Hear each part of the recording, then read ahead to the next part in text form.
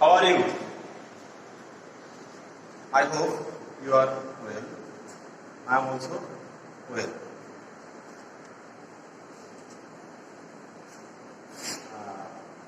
You know very well that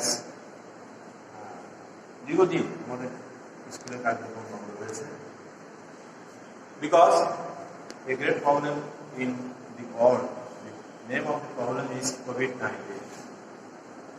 এই COVID-19 এর কারণে বাংলাদেশ সরকারও দীর্ঘদিন যাবত বাংলাদেশের যে শিক্ষা কার্যক্রম এটি বন্ধ রয়েছে। ইতিমধ্যে the government of Bangladesh has taken some steps that যার ফলে এই অনলাইন শিক্ষা কার্যক্রম চালু হয়েছে। আজকে আমি তোমাদের সাথে এরকম একটি ক্লাস করব। আমার নাম কার্তিক দাস, সহকারী শিক্ষক ইংরেজি বিদ্যালয়। প্রিয় ছাত্রছাত্রীবৃন্দ, তোমরা বিভিন্ন প্রাচীন কবি, সাহিত্যিক বা লেখকদের নাম তোমরা শুনছো। এরকম কারো নাম তোমরা বলতে পারবে? তোমরা অনেকেই জানো, এর মধ্যে রয়েছে কবি কাজী নজরুল ইসলাম, রবীন্দ্রনাথ ঠাকুর, কবি লালন শাহ, কুসুম রাজা, আব্দুল করিম, আর অনেকে যারা বাংলা সাহিত্যে,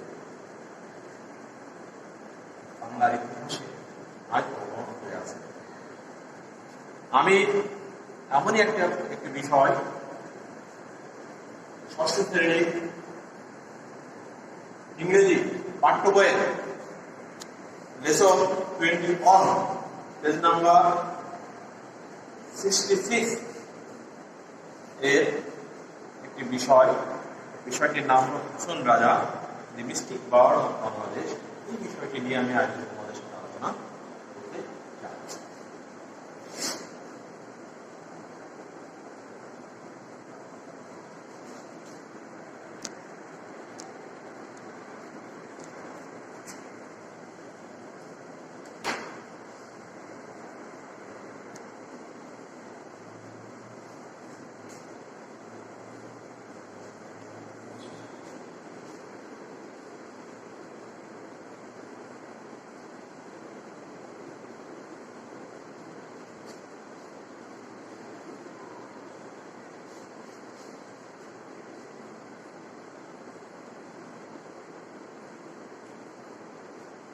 আজকের যে আলোচ্য বিষয়টি তোমরা তোমাদের খাতায় লিখে নেবে সবাই।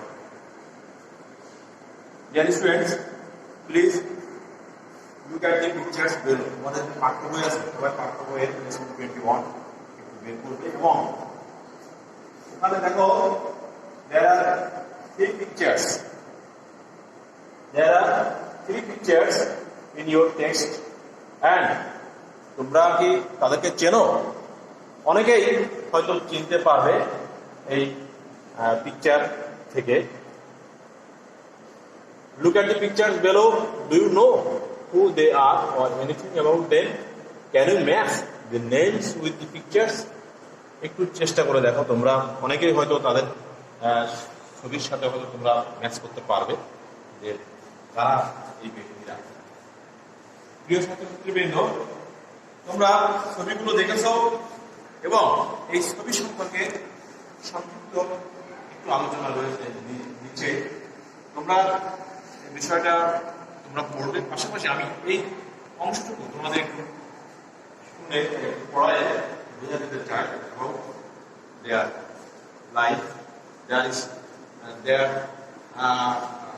Activities, their history, their devotion সম্পর্কে। Dear students, please attention. The above pictures are of three well-known mystic birds of Bangladesh. যে ছবিটিতে আমি তোমাদের দেখলাম, সেই ছবির তিনটিতে বাংলাদেশের তিনজন মিস্টিক বার্ডস সম্পর্কে মূলত আলোচনা করা হয়েছে। They are famous in Bangladesh. তারা বাংলাদেশে অত্যন্ত বিখ্যাত ছিলেন and in other countries too. not only in Bangladesh but also in other countries, they are well known for their activities. তাদের কাজের জন্য তারা বিশ্বের বিভিন্ন দেশেও তাদের সুনাম রয়েছে। দে আর লালন শাহ, হাসন রাজা অ্যান্ড শাহ আব্দুল করিম। ইতিমধ্যে তিনজনের নাম আমরা পেয়েছি। যে প্রথম যে ছবিটি আমরা দেখেছি তার নাম হল লালন শাহ, তারপর হাসন রাজা এবং তারপর শাহ আব্দুল করিম। মানে প্রথমে কার নাম বলতে পারবে তোমরা? লালন শাহ, তারপরে কে? হাসন রাজা, তারপর Shah Abdul Karim. A bird is on who writes poems and songs. এখন আমরা বার্ড সম্পর্কে আমরা একটু ধারণা নিই। দেখো যে বার্ড, আমরা বার্ড কিন্তু এখানে বার্ড একটু ভিন্ন অর্থে ব্যবহৃত হয়েছে। A bird is on who writes poems and songs. মূলত বার্ড গুলো বলতে তাদেরকে বোঝানো হয়েছে যারা কবিতা লেখেন এবং পাশাপাশি গানও লেখেন। And a mystic is on. Mystic. দেখো mystic, M-Y-S-T-I-C. এখানে mystic সম্পর্কে রয়েছে। And mystic is on who tries to search the truth and become united with God through prayer and meditation. Mystic বলতে তাদেরকে বোঝানো হয় যারা সত্যের অনুসন্ধান করেন এবং ধ্যান বা আরাধনার মাধ্যমে ঈশ্বরের সাথে মিলিত হওয়ার চেষ্টা করেন, তাদেরকে বলা হয় মিস্টিক। তাহলে আমরা যে মিস্টিক বার্ড বলতে আমরা বুঝতে পারছি যারা গান রচনা করেন, যারা কবিতা রচনা করেন এবং যারা সবসময় তাদের ধ্যান চিন্তা ভাবনা মধ্য দিয়ে ঈশ্বরের সাথে মিলিত হওয়ার চেষ্টা করেন। All three birds wrote poems and songs to express their deep thoughts and feelings about God, life and love for man. এবং আমরা যে তিনজনের নাম করে জেনেছি, কবি লালন শাহ, হাসন রাজা অ্যান্ড শাহ আব্দুল করিম, এনারা তিনজনই তাদের জীবন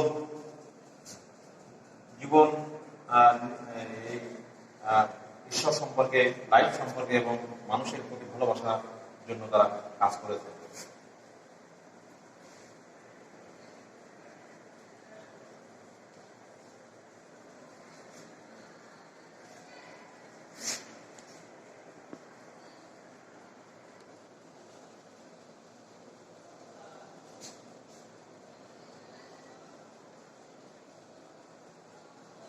তোমরা তাই বিষয়টি একটু লিখে নাও। Bird is one who writes poems and songs. Who writes poems and songs. Mystic. Mystic is on. Mystic is on. Who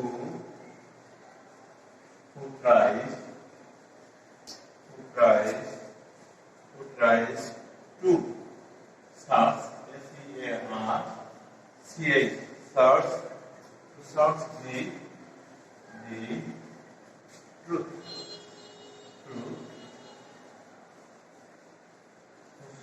truth and become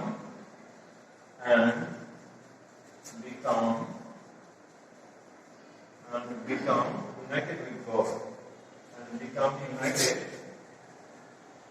united with God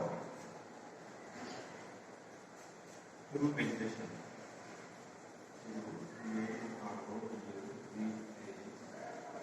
Through meditation.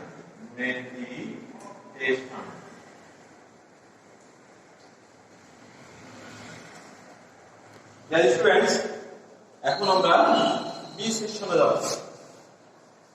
B, এখানে এই হাসন রাজা তার যে জীবন ইতিহাস সম্পর্কে একটি প্যাসেজ রয়েছে।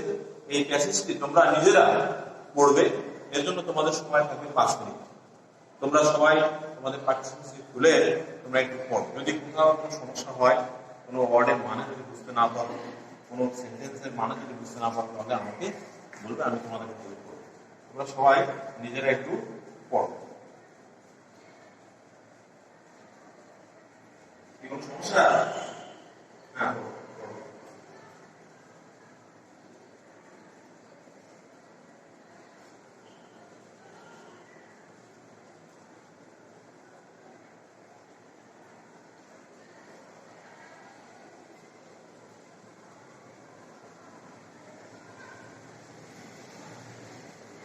একটু মনোযোগ সহকারে পড়ো।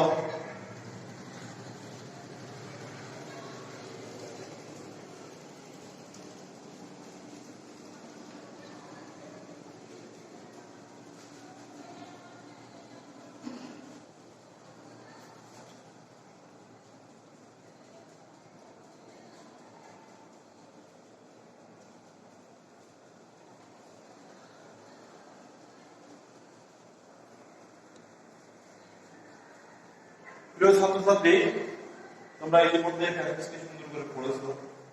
আমি এই প্যাসেজটির সার সংক্ষেপ একটু দেখো তোমাদের বলি। মূলত এই প্যাসেজটি হলো আমাদের যে আজকে আলোচ্য সূচি রয়েছে, linguistic power of Bangladesh,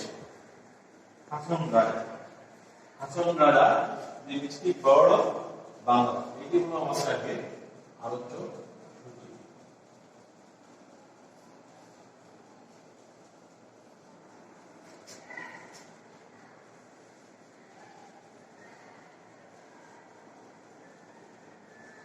Hason Raja linguistic power of Bangladesh. এই হাসন রাজা মূলত জন্মগ্রহণ করেছিলেন 1854 সালে। তার ডেট অফ বার্থ কত ছিল বলতে পারবে? হ্যাঁ, 1854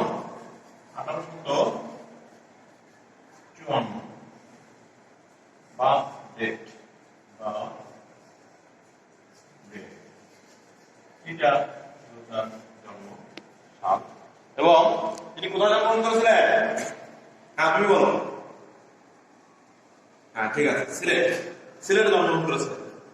এবং দেখো, তিনি কিন্তু he did not take much formal education in his student life. He took education in his home and he was very happy in his life. He had comfort, he had pleasure, he had luxury. But once upon a time, he understood that all these things are nothing. Properties, land, and wealth, these are nothing in this world. Only activities, only art is long. আমাদের যে কর্ম, এই কর্ম বা আমাদের যে quality, এটা এই পৃথিবীতে টিকে থাকবে, আর বাকি সবকিছু একসময় এই পৃথিবী থেকে বিলীন হয়ে যাবে। এটা কিন্তু হাসন রাজা তার জীবনে বুঝতে পেরে তিনি he gave all the things, all the worldly things, and he took decision to search the truth, to meditate. তিনি মূলত ধ্যান বা ঈশ্বরকে জানার, সত্যকে অনুসন্ধান করার সিদ্ধান্ত তিনি গ্রহণ করেছিলেন। ধন সম্পত্তি, বাবা মা, আত্মীয় স্বজন সবকিছু ত্যাগ করে তিনি এক মহান সৃষ্টিকর্তা অনুসন্ধানে তিনি লিপ্ত হয়েছিলেন। প্রিয় ছাত্রছাত্রী, তোমরা যে প্যাসেজটি পড়লে এবং আমি তোমাদের প্যাসেজটি সম্পর্কে মোটামুটি ধারণা দিলাম। এখন এই প্যাসেজটি সম্পর্কে আমি তোমাদের কিছু মূল্যায়নের জন্য কিছু কাজ দেব। আমি 5টা প্রশ্ন এখানে লিখে দেবো। তোমরা এই প্রশ্নগুলো তোমাদের নিজেদের খাতায় এখন লিখবে।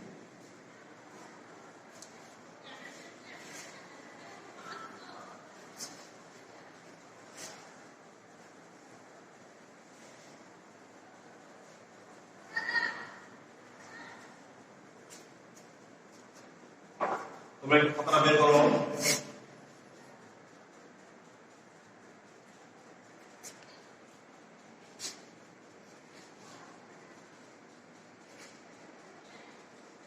Question হলো, when was Hason Raja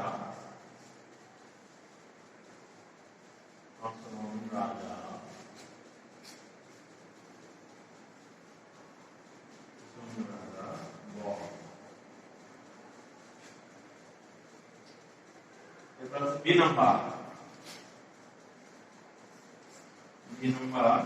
Where did he come from? Where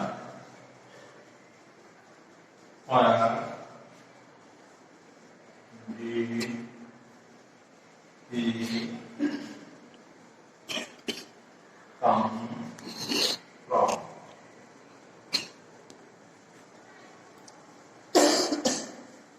তারপর আছে what was his childhood like? What was কি number? What was his childhood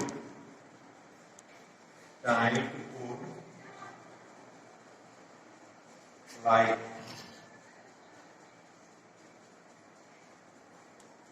তারপর ডি নম্বরটা একটু দেখো।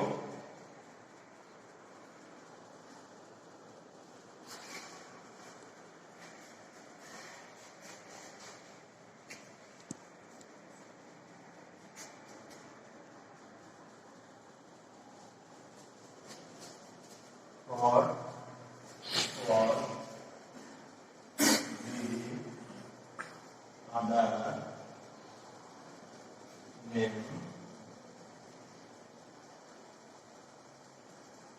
of him?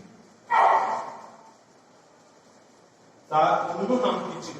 দেখো চারটা কোশ্চেন আমি লিখেছি, তোমরা চারটা কোশ্চেন লিখবে, তোমাদের খাতায় লিখবে। Question number A, when was Hasan Raza born? Number B, where did he come from? Number C, what was his childhood like? এই বাংলাটা হলো তার শৈশবকাল কেমন ছিল। Number D, what was the other name of him? তার অন্য কি নাম ছিল। ডিয়ার স্টুডেন্টস, তোমরা খাতায় এই প্রশ্নগুলো লিখতে হবে।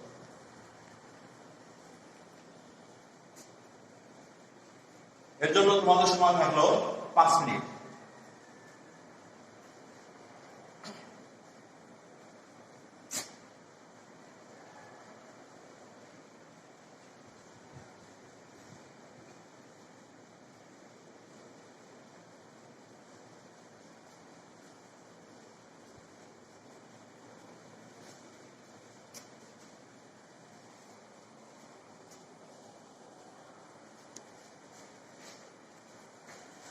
আমাদের লেখা হয়েছে? তুমি বলো প্রথমটা কি? When was Hasan Raza born? কি লিখেছ?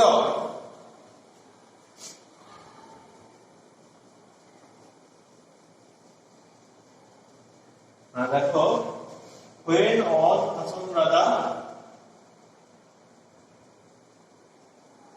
born?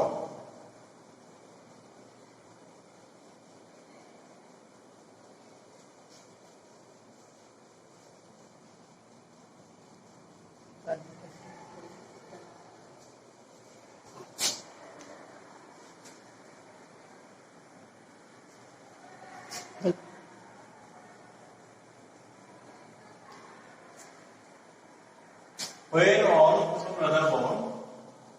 তাহলে তোমরা দেখো হাসান রাজা জন্ম করলেন কবে? হ্যাঁ, ঠিক আছে। হাসান রাজা was born in 1854 in a wealthy landlord's family. কত সালে জন্ম হয়েছিলেন? 1990। এটা হলো মূলত তার ডেট অফ বার্থ। মানে অ্যান্সারটা কি হবে? হাসান রাজা was born in, আচ্ছা ঠিক আছে। তারপরে নাম্বার বি হয়েছে তোমাদের? তোমরা হয়তো অনেকে লিখতে পেরেছো। নাম্বার বি তে কি আছে? where did he come from? তিনি কোথা থেকে এসেছিলেন? তিনি কোথা থেকে এসেছিলেন? he came from a landlord's family in Sylhet. এর আনসারটা কি হবে দেখো? He came from a landlord's. He came from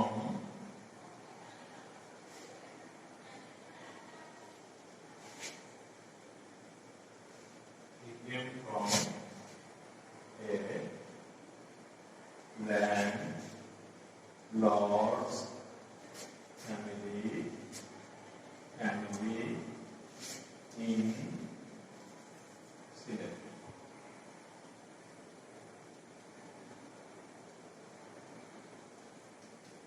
যাই হোক, মোটামুটি তোমাদের সবাই মোটামুটি হয়েছে। এখন আমরা যাবো হলো B2 তে। B2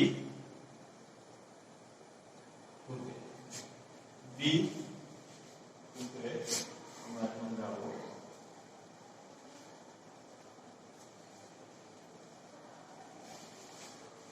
এখানে যে বিষয়টি রয়েছে সেটি হলো practice reading the passage loudly, giving proper attention to pronunciation, clause and intonation. তোমরা সবাই লাউডলি প্যাসেজটা পড়বে এক এক করে। এর জন্য তোমাদের সময় থাকবে 5 মিনিট। আমি একজনকে পড়তে বলবো, তোমরা পড়বে প্যাসেজটি সুন্দর করে উচ্চ স্বরে তোমরা প্যাসেজটি এখন পড়বে, কারণ তাহলে আমাদের যে প্রোনাউন্সিয়েশন, তারপরে হলো আমাদের যে রিডিং পড়ার যে অভ্যাসটা, এটা আমাদের ডেভেলপ হবে।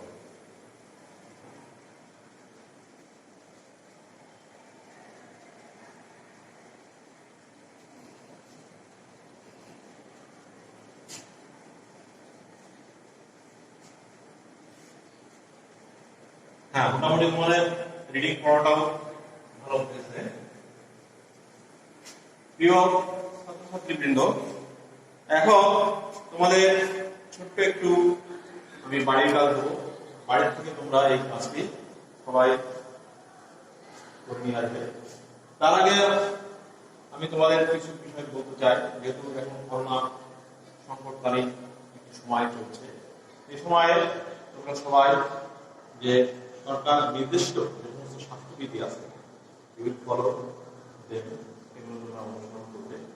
বিশেষ করে যে সামাজিক দূরত্ব বজায় রাখার যে বিষয়টি প্রতিদিন সংবাদ মাধ্যমে বলছে সে বিষয়টি, তারপরে হলো নিয়মিত হাত ধোয়া, তারপর হলো যে বিষয়টি অত্যন্ত জরুরি প্রয়োজন সেটা হলো বাইরে থেকে বের হলে মুখে মাস্ক ব্যবহার করতে হবে।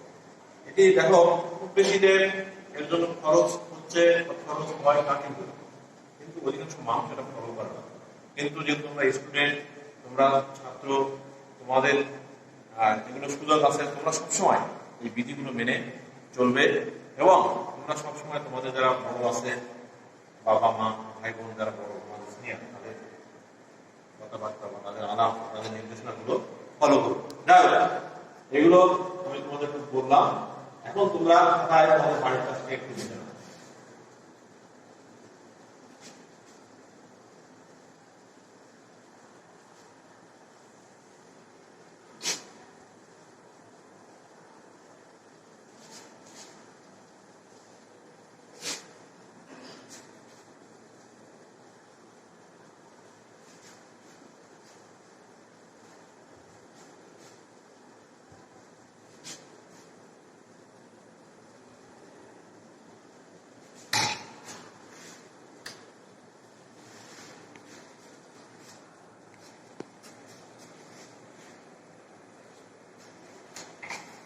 Write it down.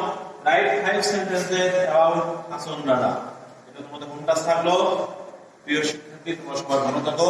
তোমাদের সবাইকে ধন্যবাদ।